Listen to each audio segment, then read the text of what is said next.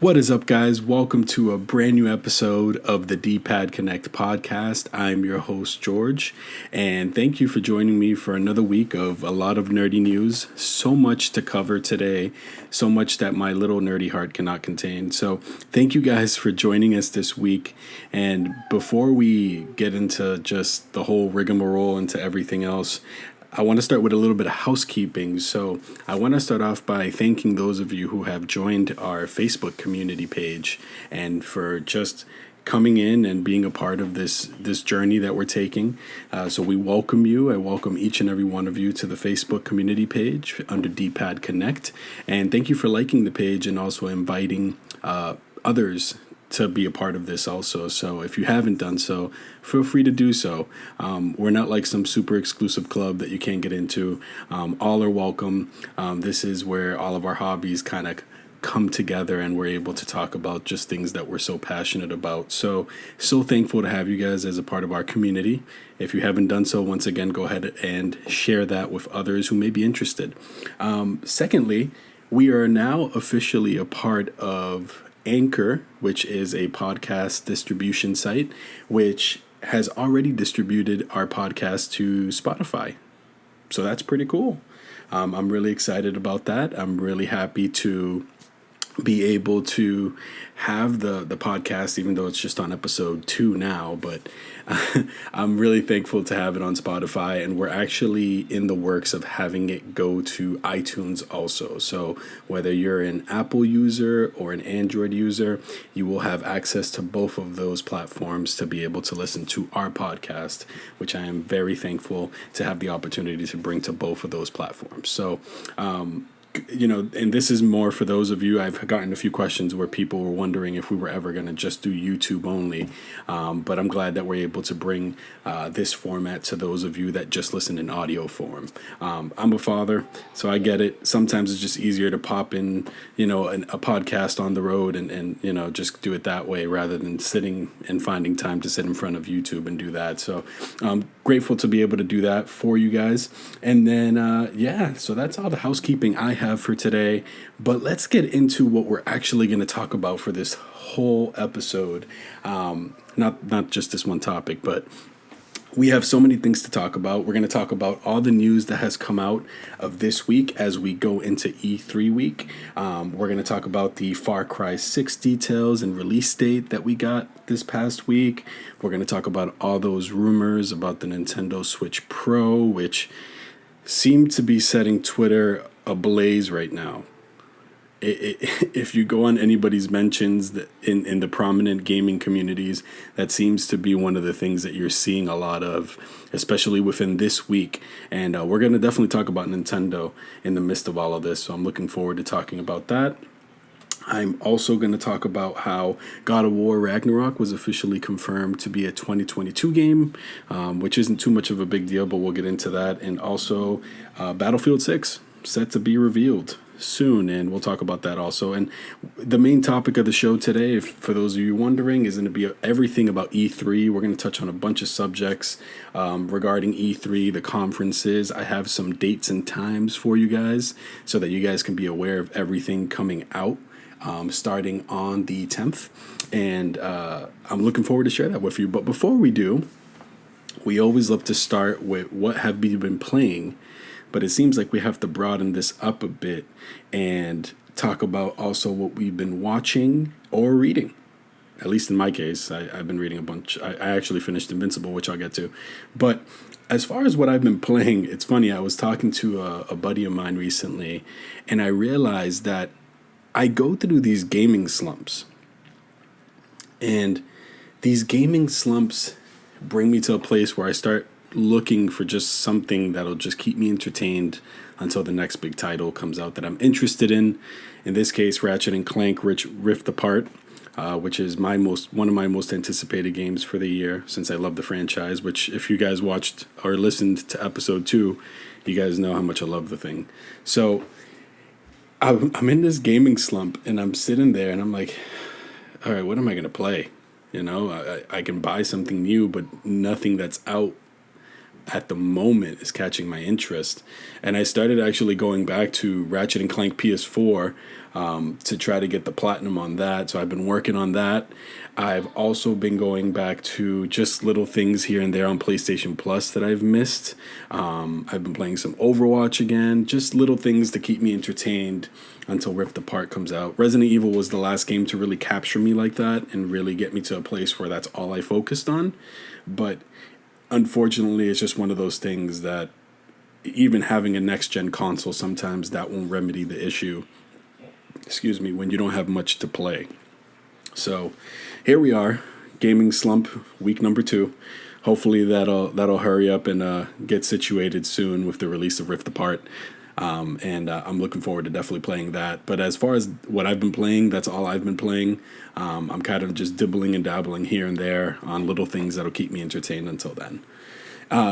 The other thing is I've also been watching things more frequently because of the fact that I'm in a gaming slump and I don't know what to play really. And I finished Castlevania, guys. I finished Castlevania. So if I could insert a round of applause here, I would, because the last season of Castlevania did not disappoint, guys. For those of you guys that are looking for a Netflix show that's based on a video game property, something that'll keep you entertained from beginning to end. And I understand, like I said in my kind of like small review the last episode, that some of the seasons are a bit rough. Like season 1 is really short. It's only 4 episodes. And season 2 was really where you get into the nitty gritty of things and things start to pick up. And then season 3 was really meh. Kind of just came and went for me. It's not a memorable season by any means. But let me tell you guys. Let me tell you. I'm going to sound like Hulk Hogan now. Let me tell you, brother. Season 4 of this show was so good that as I described the season or the series finale, there's a bunch of fight scenes, and between Alucard, between Trevor, just all these different characters that we love, the main trio. I'm not even gonna lie to you guys, I always forget the girl's name for some reason. But the fight scenes alone in this last season lived up to the hype of what Castlevania, the show itself, was always meant to be.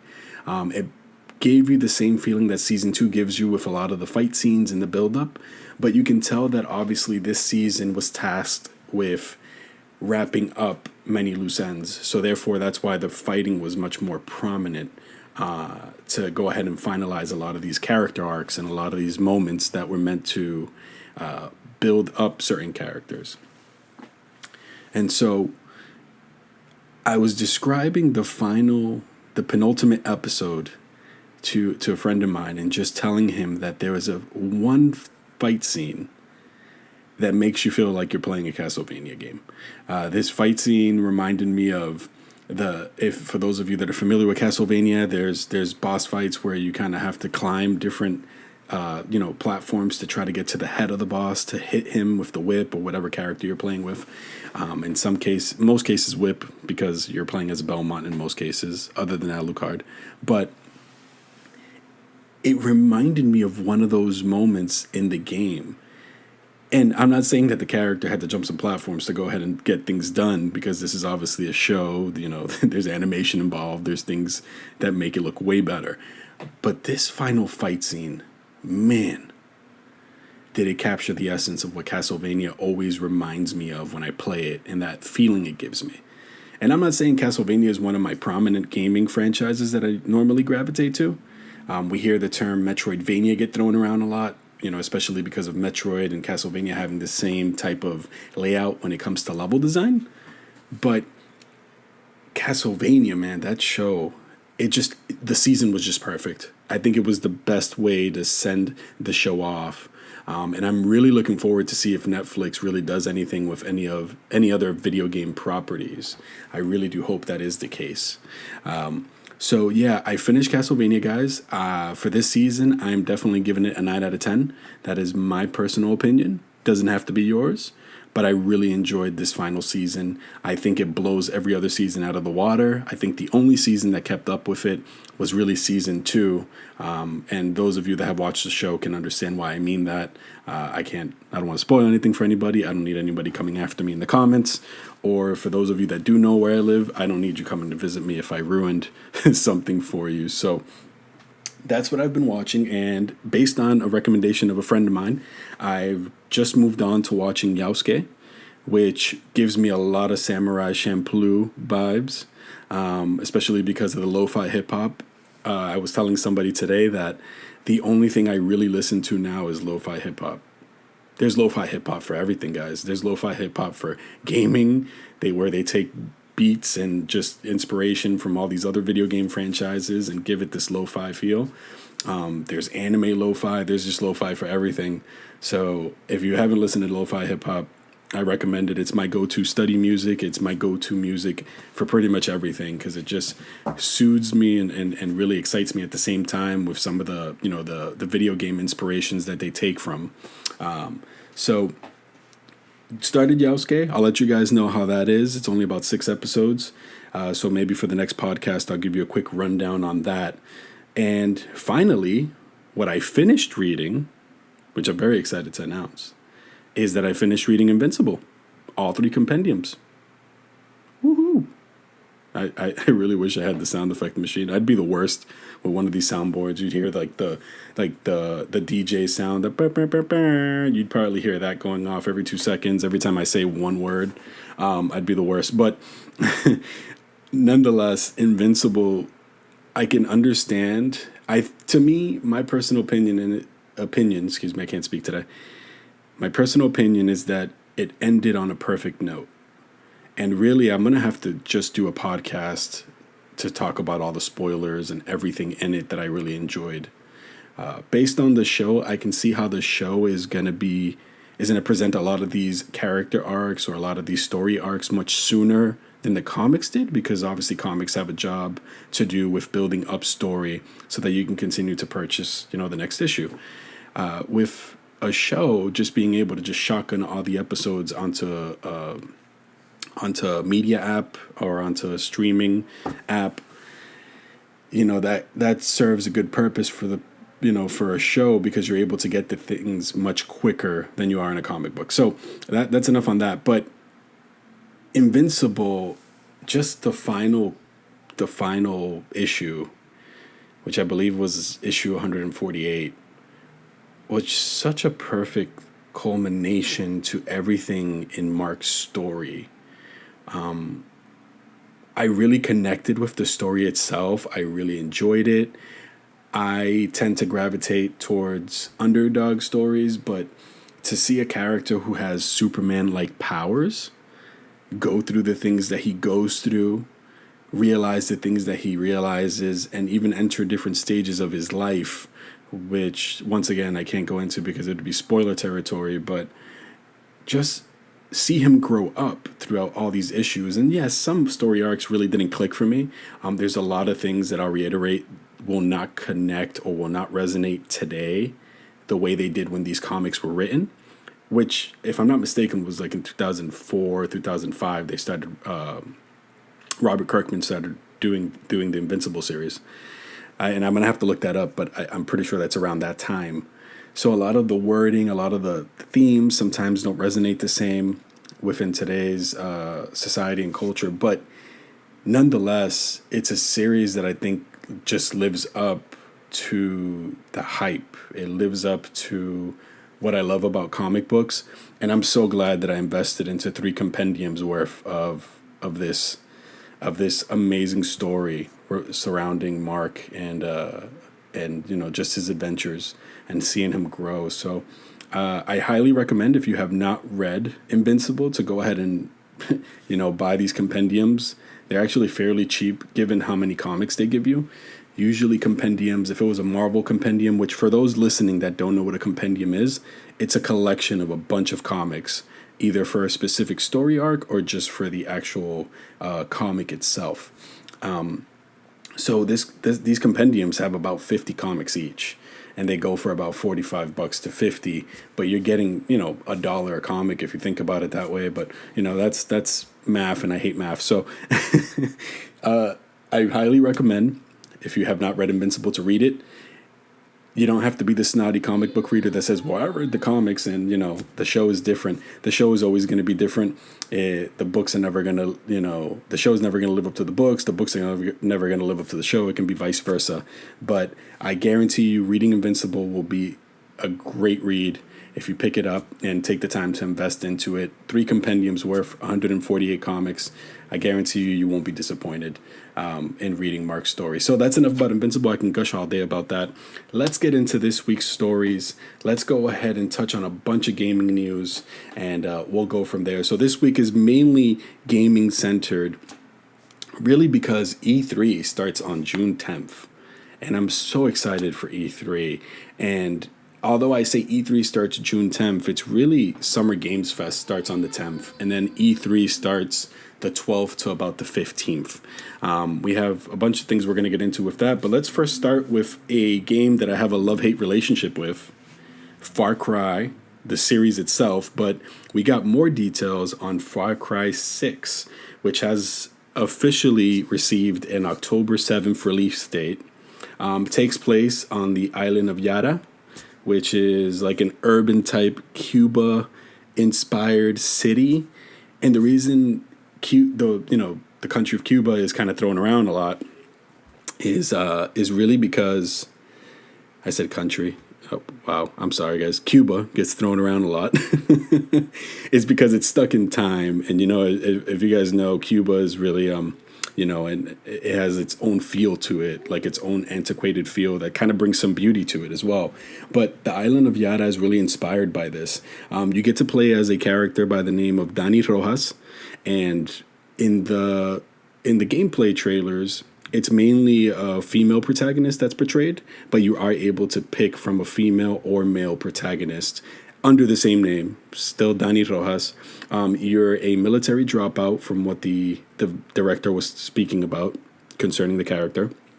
You're a military dropout, and there's a turn of events that place you in direct opposition to the big bad guy of this whole game, who, if you guys have been keeping up with Far Cry, you guys know it's Giancarlo Esposito, who I love as an actor. He's of Mandalorian and Breaking Bad fame. He was Gus Fring, if I'm not mistaken, in Breaking Bad. And in Mandalorian, of course, he is Moff Gideon. So he is playing Anton Castillo in this game. And the game really has like a guerrilla warfare feel. So, and I'm going to get into this in a bit, but this is what's really getting my attention, is that guerrilla warfare feel. I love the way they're trying to tell a very HBO-like quality story, and the HBO-like quality story term is getting thrown around by IGN, just giving them props for saying that. I didn't make that up on my own. But you can tell just watching from the trailers that they're really trying to tell a story. Like, they're trying to take a more serious approach. There's the comedy that you find in every Far Cry game. But for the most part, it's great to see that they're trying to up their level of storytelling within Far Cry games, because this is where I get into my love-hate relationship speech now.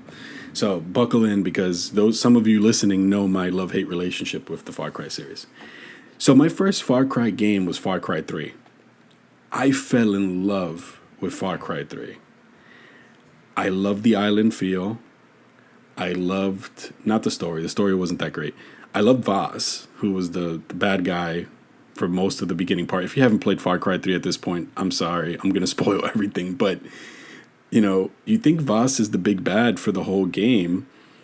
But then the late half of the game, near the end, is really anticlimactic. Everything before that feels great. But at the end, it's pretty much like you're taking down just a normal bad guy, rather than somebody who's very intriguing, rather than somebody who's really testing your wit, who's just psychotic. I mean, the guy has a speech speaking about insanity, right? That's how he got famous. If I'm not mistaken, the actor's name is Michael Mando, if I'm not mistaken. I know he was in Homecoming, Spider-Man Homecoming, so that was great to see him there. But it's one of those things that I loved everything about it. I loved being chased by cassowaries, which I'm very scared of. Those things come out of the bushes like you owe them money, and I'm pretty sure you have to run every time you see one because it's either that or it's you're getting claws on sight, and that's about it. But I loved everything about it. I loved the island feel. I loved the hunting. I love to open up the map and collect everything that's needed. And just I love getting collectibles, like I said, and I just love the sense of exploration it brought, especially it being one of my first games. Like I said, the only gripe I had with it was the last part. But moving on, I got Far Cry 4 when the PS4 had first launched. I didn't beat it. I, for some reason, just couldn't get into it. One of my favorite voice actors was the villain, Pagan Min. It was Troy Baker. I love Troy Baker. I'm a big fan of Troy Baker. I hope I get to meet him one day. But I just couldn't get into it. It was trying to do what Far Cry 3 did to me, but just didn't live up to it. All right, we move on from Far Cry 4. I tried it. I didn't get into it. Far Cry Primal comes out. Now, one of my best friends knows this story, but I remember being excited about it and then trading in the game about 2 weeks later because I just couldn't get into it any longer. They tried doing something that felt more like a DLC. You were a caveman, or I forget exactly what you were, but I'm pretty sure it was prehistoric age. So yeah, you were about a caveman, and you had spears. That was pretty cool. You hunted, saber-toothed tigers, and you could ride one if I'm not mistaken. There was just a bunch of things to do within that time frame, but it felt once again like just a DLC.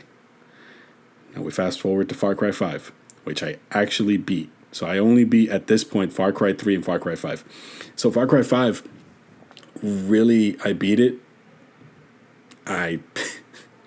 It's not memorable. It didn't have its hooks in me. It just didn't do anything for me. And that's where, the last Far Cry experience I had was Far Cry 5, given the fact that 6 is now being released this year. But this trailer is giving me those Far Cry 3 feels. I feel like I can actually play this. I don't know if it's just the exotic locations or what, but I just love being able to just have an open, lush world and just go out and do what I want to do. So I can ramble on about my love-hate relationship with Far Cry, but I am intrigued by Far Cry 6. I will wait and see. This is not a immediate pre-order for me. I will wait and see. And who knows? Black Friday is literally a month after. It can wait that long to get it on a deep sale. But I am intrigued by what they're trying to do and everything that they're going to do with it. There's Fangs for Hire again, which is pretty cool when you can have an animal companion. I think they have a little weenie dog named Chorizo, which is pretty cool because he has, I guess his back legs don't work. So he has little wheels to kind of let him navigate, and he brings you stuff, and he's very cute. So that's pretty cool. Or you can get, I saw that if you pre-order, you can get like a panther or some sort of tiger named Champagne, which seems very fancy. As you call out for Champagne, it's mauling somebody in a corner somewhere. So seems very intriguing. I don't challenge you, but I implore you. I sound so diplomatic.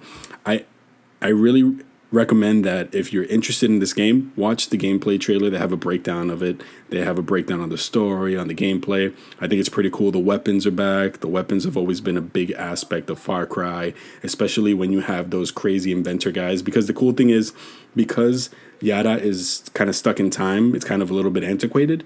These guerrilla warriors have to resort to using things within their environment to make better weapons.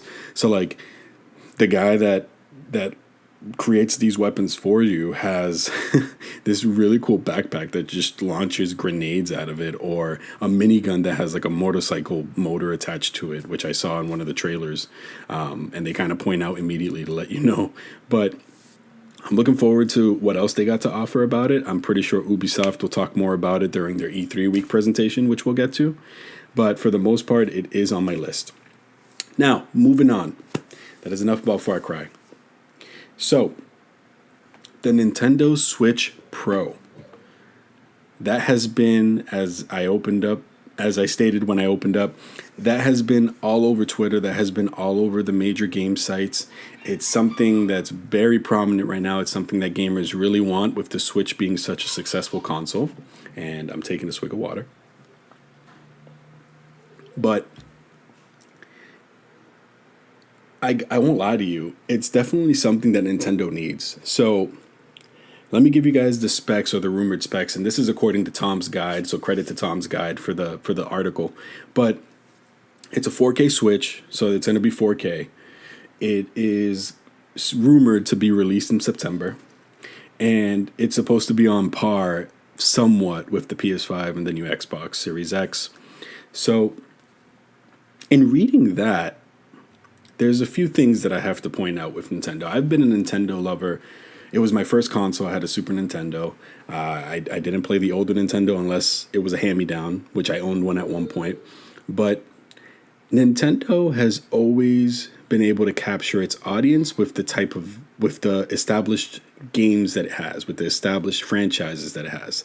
Pokemon, Zelda, Metroid, Mario, and others that I probably just immediately forgot to name because I blanked out. But you can go to those four immediately and know that those are games of prominence. Those are franchises of prominence within Nintendo's pretty much catalog that they can pull out at any moment and just get people to buy a bunch of consoles or a bunch of handhelds. So one of the things that Nintendo needs is, they do need this pro console, because, and once again, I was speaking to a friend about this week, just recently. When you set up a Nintendo Switch on a 4K TV, it looks like you're playing a Nintendo 64 sometimes.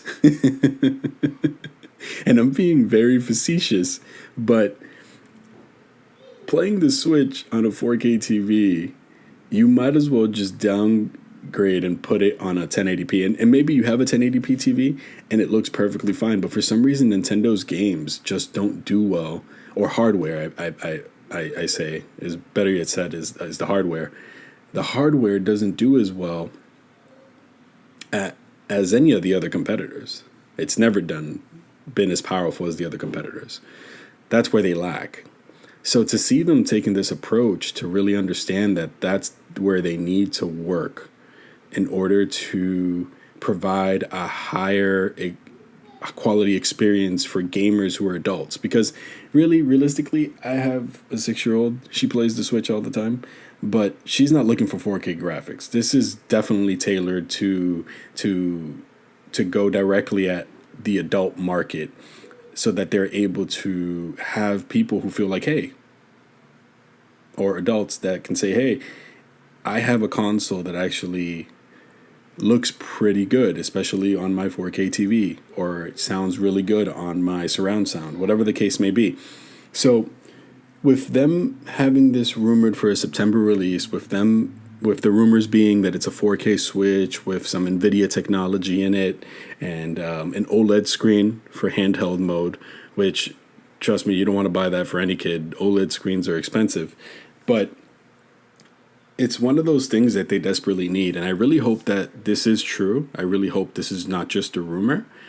It's not a day one purchase for me, at least, because I don't play my Switch enough, either on the go or at home. I kind of relegated it recently to being just a Pokemon and Zelda machine, really, and Mario machine, and more of a machine that my kids use. But I think this is definitely going to be a great asset for their hardware line to have this Switch Pro. And it's going to be the beginning of many more things to come. Hopefully this opens up their thinking to not only thinking that their gaming catalog is going to be able to make all the money for them. We know that it's been able to do so until now, but the market is vastly changing.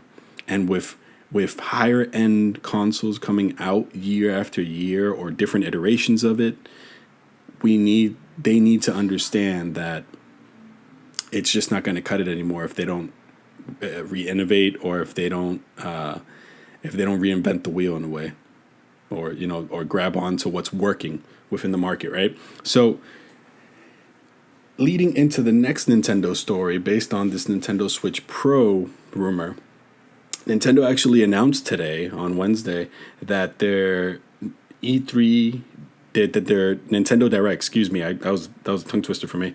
Their Nintendo Direct for E3 is actually going to be on June 15th, and it's going to be at 9 a.m. Pacific time and 12 p.m. Eastern time, and it's going to be strictly revolve around software, which is great. So right off the bat, I want to say that there's definitely going to be some Breath of the Wild 2 news, which I'm hoping for, fingers crossed. Hopefully that Metroid Prime 4 that everybody's been waiting for gets announced or has some sort of update. We're probably going to see more about Pokemon, the remakes that are coming out for Pearl and Diamond. We are probably going to see some other news that we're just not expecting for games coming out maybe in 2022, 2023. And hopefully we get to see the rest of their releases for the rest of this year, which I'm really hoping Breath of the Wild 2 is there in that release slate for this year. I think we've been waiting. But I have one question in the midst of all of this. There's a very special anniversary this year for my favorite franchise that Nintendo owns, The Legend of Zelda, 35th anniversary. And Pokemon is getting a better anniversary celebration than Zelda is. Don't get me wrong. I love Pokemon. I'm an avid Pokemon fan.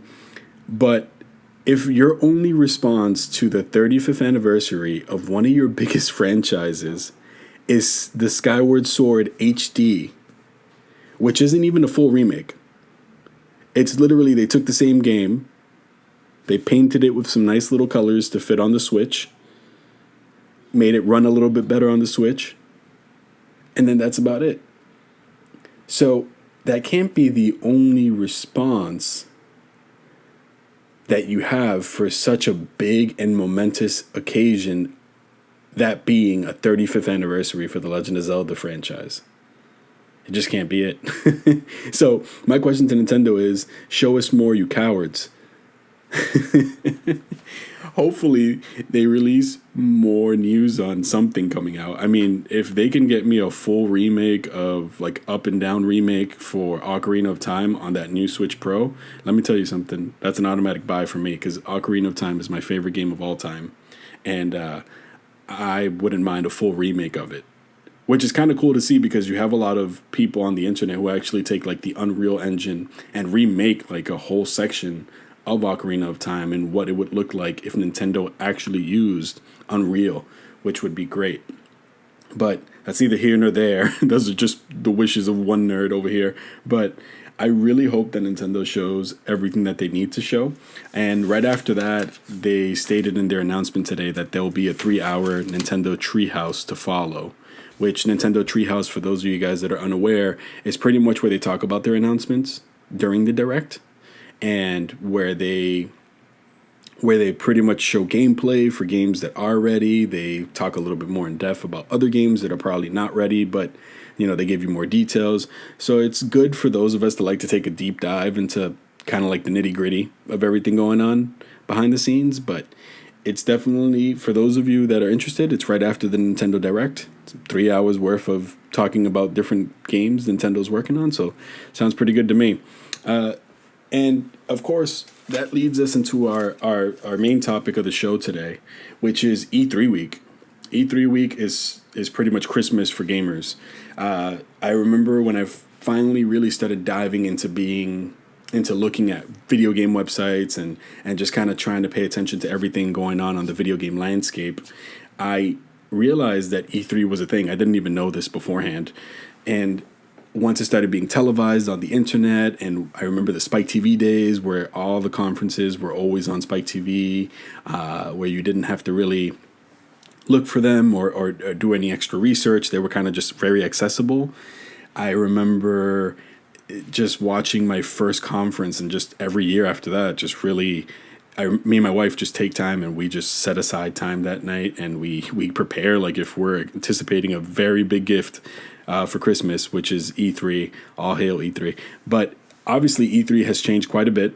There are companies that do their own thing on days that are not normally during the week. So I kind of want to give you guys a breakdown of all of that. I want to inform you guys on all the conferences and all the things happening starting June 10th. And June 10th is pretty much the beginning. It's kind of the party that sets everything off. But it's Summer Games Fest by Jeff Keighley, who is the creator of the Game Awards. And it's from 11 a.m. Pacific time or 2 p.m. Eastern time for those of us here on the East Coast. And it's one of those things that kind of gives you insight to. There are big announcements. It's kind of like the Game Awards in a sense, where you get those big announcements from companies that don't have a traditional platform to go ahead and release these trailers.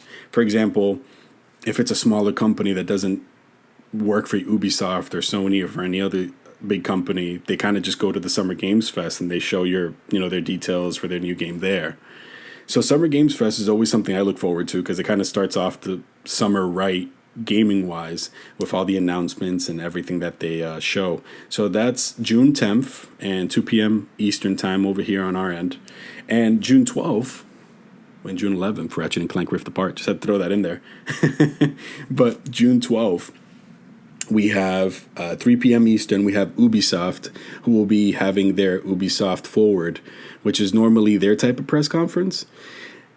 I won't lie, they're probably just going to show some more Far Cry 6 gameplay, probably talk about something Assassin's Creed related, Watch Dogs, whatever the case may be, one of their big franchises.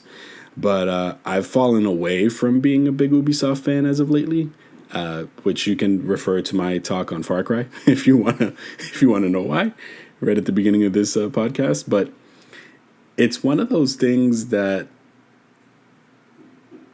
it just never really interests me year after year. I watch it to see if something surprises me. For example, the Prince of Persia HD remake that they're releasing, I think it's still this year. It got delayed. But that intrigued me because I like Prince of Persia a lot, especially that specific remake that they did with the 3 games. Warrior Within is still my favorite because of all the crazy combos you can do. I don't know any other game where you can do capoeira with 2 knives and take somebody's head and legs off at the same time, but I really enjoyed that series nonetheless, and that's really, other than Far Cry, that's really where it is for me. I'm not big on Ubisoft. Like, I played Immortals Phoenix Rising this year, and I know it was a sleeper hit for a lot of people, but I just really couldn't get into it. I don't know, it reminded me too much of Breath of the Wild, but in the moments that I really didn't enjoy of Breath of the Wild. And overall, Breath of the Wild is a really good game, but I couldn't get into it. It's kind of like I was in one of those slumps again. But Ubisoft Forward, June 12th. Moving on to June 13th, we have the Xbox and Bethesda Games Showcase, which I'm definitely looking forward to. I own an Xbox One Series S, and I'm definitely looking forward to see what's coming to Games Pass, which is such a great deal, especially for those of us that maybe don't, especially even if you do use an Xbox often, or if you use it periodically, regardless, you're not paying $60 for some of these big titles that are just great. They're just great. And I just look forward to seeing what Microsoft and Bethesda are going to show, or Xbox and Bethesda, because Microsoft owns both, but Xbox and Bethesda are going to show. Hopefully more Starfield news, hopefully some Elder Scrolls, some of the stuff that we've been missing. I'm not big on Fallout. I have friends who are really big on Fallout. I enjoy it for what it is, but I'm an avid supporter of just revamping that whole engine that they use for a lot of these games. Because let me tell you, man, I'm tired of talking to somebody and the guy's like running into a bar stool as I'm trying to talk to him. But like, dude, I just need the quest. Can you please stop walking away from me? But I look forward to see what Bethesda does. I'm a big Dishonored fan, so hopefully something Dishonored. I know they have Deathloop as a PS5 exclusive coming out in September, if I'm not mistaken, and I'm looking forward to that. But until then, I'm looking forward to, I think I've said I'm looking forward like 50 times, but I really am looking forward to what Xbox and Bethesda are going to do together, now Bethesda having those Microsoft resources. And I'm also looking forward to what Xbox has first party. The studios that they've acquired, they've been buying up studios left and right. I know that I love Gears of War. I know that I love I just started liking Halo. I won't say I love it. I like it for what it is, but I'm a big Gears fan. I love Fable. I can't wait to play the new Fable game when that finally gets revealed fully. But I'm looking forward to seeing what they have. And I'm definitely in anticipation of seeing how this partnership is going to pan out. So, lots to watch there. Once again, that's on June 13th, 1 p.m. Eastern Time, the Xbox and Bethesda Games Showcase. And finally, I unfortunately do not have any news on Sony. Sony is currently unknown, and they currently have not announced anything for their plans. They usually do a state of play now. Sony hasn't been at E3 for a few years now, and they normally resort to doing a quick state of play, kind of like Nintendo does their Nintendo Direct, in order to go ahead and talk about their big games and everything that's coming out to the console either this year or within the next few years. So hopefully for the next podcast, we have some news on that for you guys. But in the meantime, nothing from them to announce besides the fact that God of War Ragnarok officially got delayed into 2022, which isn't really surprising, to be honest with you guys. I didn't expect that game to come out at all this year. There hasn't been anything leading up to this year being a release date.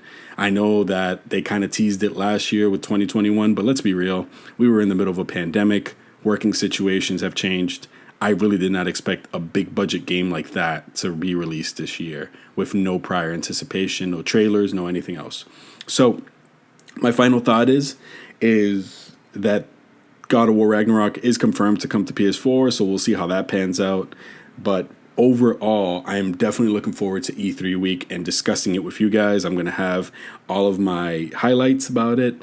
I'm going to have all of my thoughts about it. So I can't wait to share that with you guys. But until then, guys, thank you so much for listening to the D-Pad Connect podcast. Thank you for listening to me. Really, thank you for taking the time to just listen, to watch on YouTube. So once again, if you want to join our Facebook community, just go ahead and go to Facebook and search D-Pad Connect, and you can join our community there and also like our page. If you want to subscribe to our YouTube channel, it is also under no surprise here, D-Pad Connect. Feel free to subscribe, like the video, share with your friends. And last, you can find this on Anchor and Spotify at the moment. You can search under D-Pad Connect, and we will also have the link to that week's podcast within every post regarding the podcast itself on our Facebook pages. So we look forward to continuing this nerdy journey with you guys. Thank you so much once again for listening to everything that I had to say. One thing that I will say that I did not talk about before I end is the Battlefield 6 reveal, which is on June 9th. We'll talk about that when we see it. Nothing much to announce on that end. But until then, I thank you once again for listening, for watching on YouTube. And as always, remember to be well and continue to nerd on, guys. I'll see you on the next one.